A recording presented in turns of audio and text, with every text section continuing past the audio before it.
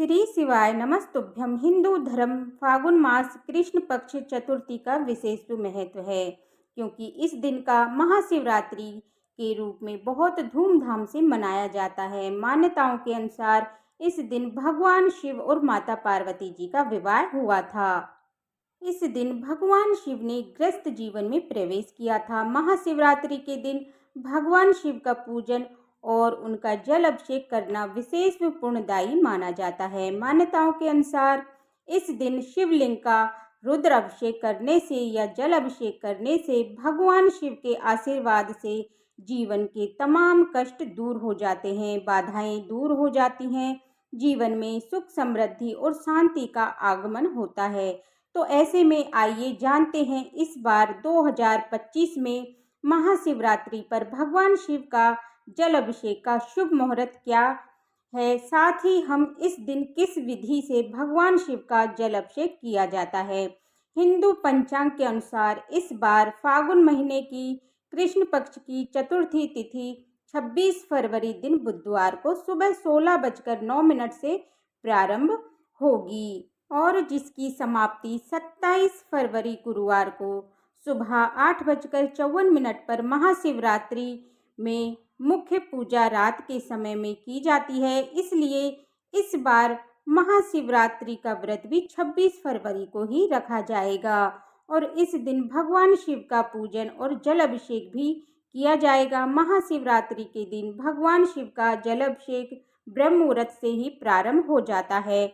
हालांकि इस दिन भगवान शिव का जल अभिषेक करने के लिए जो सबसे उपयुक्त समय है वो है सुबह का, और सुबह 6:48 से 9:41 का समय है। वो शिवलिंग या भगवान शिव का जल अभिषेक करने के लिए सबसे उपयुक्त समय है। अगर आप किसी कारण से सुबह के समय जल अभिषेक ना कर पाएँ तो इसके बाद आप 11:07 से दोपहर 12:34 के बीच में भी शिवलिंग पर जल अभिषेक चढ़ाया जा सकता है। इसके अलावा दोपहर में 3:26 से शाम 6:09 तक समय और फिर रात में 8:53 से मध्य रात्रि 12:01 तक भगवान शिव की पूजा और जल अभिषेक का शुभ मुहूर्त रहने वाला है। और इस बार 26 फरवरी बुधवार को ब्रह्म मुहूर्त का समय सुबह 5:16 से 6:04 तक रहेगा। सूर्योदय होगा सुबह 6:53 पर और सूर्यास्त होगा शाम 6:25 पर। इस बार महाशिवरात्रि का पर्व बहुत ही दुर्लभ और शुभ योगों के साथ मनाया जाएगा, जिसमें शिव योग और सिद्ध योग है। शिव योग है रात में 11:41 तक रहेगा, उसके बाद में सिद्ध योग प्रारंभ हो जाएगा। अमृत काल का समय सुबह 6:02 से 7:31 तक रहेगा। राहु काल जो कि अशुभ मुहूर्त माना जाता है दोपहर 1:30 बजे से 3 बजे तक रहेगा। इसके अलावा इस बार महाशिवरात्रि के दिन भद्रा भी लग रही है और भद्रा सुबह 11:08 से रात 10:05 तक रहेगी। भद्रा को बहुत ही अशुभ मुहूर्त में गिना जाता है। भद्रा जब तक रहती है तब तक कोई भी शुभ काम करने से बचा जाता है, लेकिन हर बार भद्रा अशुभ हो ये जरूरी नहीं है, क्योंकि भद्रा का वास निर्भर करता है कि कहाँ पर है। इस बार क्योंकि भद्रा का वास पाताल में रहने वाला है, और जब पाताल में भद्रा का वास होता है या स्वर्ग लोक में भद्रा का वास होता है तो वो पृथ्वी लोक पर अशुभ नहीं मानी जाती है। और वैसे भी शिवरात्रि का इस बार महासंयोग है, तो भद्रा का कोई भी अशुभ प्रभाव शिवरात्रि के दिन नहीं पड़ने वाला है।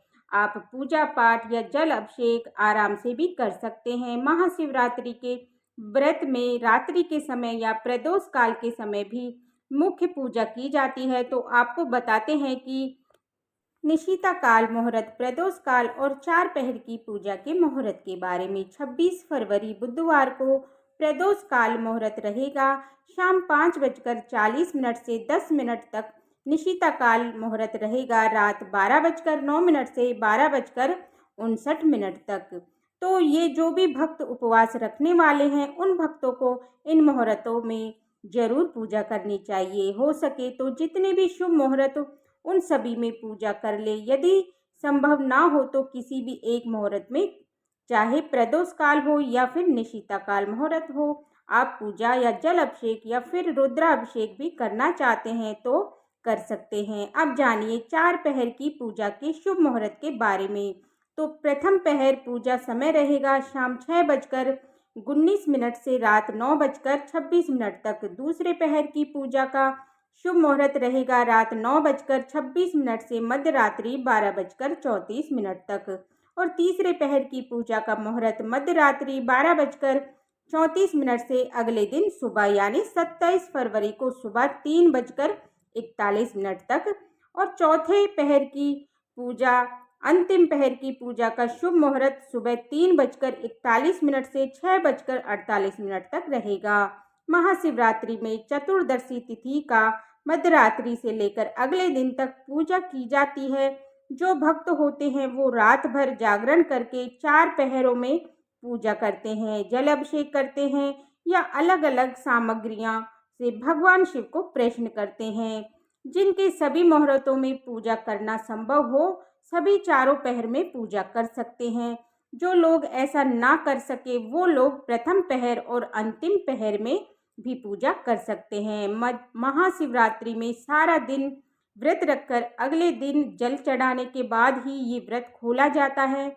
तो इस बार 26 फरवरी को शिवरात्रि का व्रत रखकर 27 फरवरी दिन गुरुवार को व्रत खोला जाएगा। और व्रत खोलने का जो शुभ मुहूर्त है वो इस दिन सुबह 6:53 से 8:54 तक रहेगा।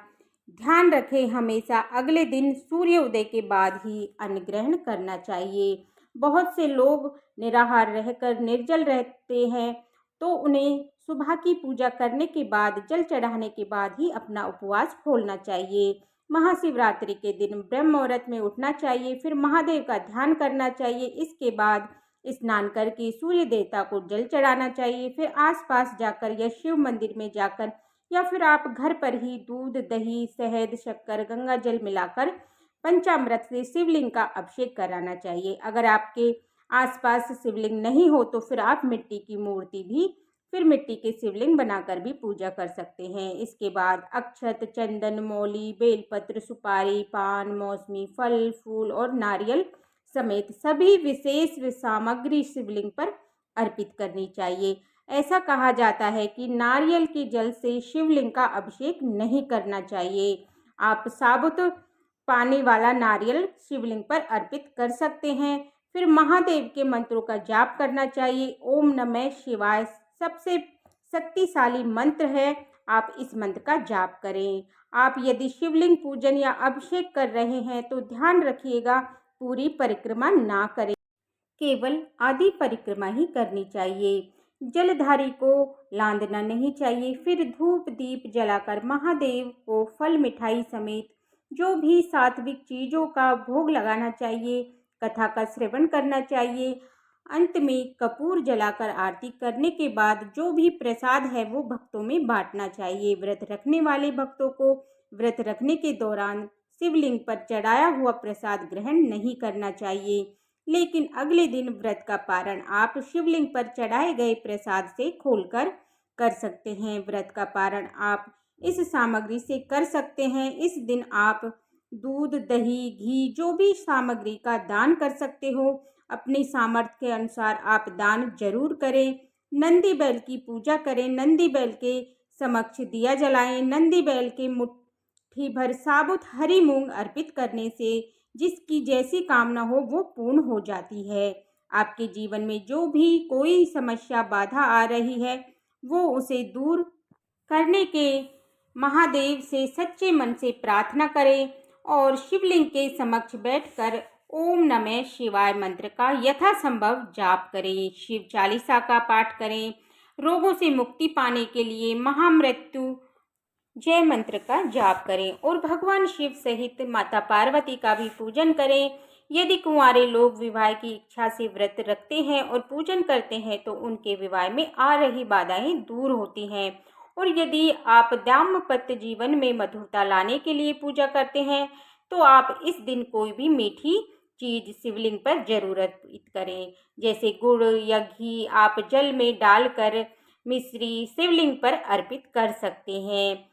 तो ये थी आज की वीडियो। अगर आपको जानकारी पसंद आई हो तो मेरे वीडियो को लाइक करना मत भूलिए। ओम नमः शिवाय। हर हर महादेव। सभी को महाशिवरात्रि की ढेरों शुभकामनाएं। राधे राधे।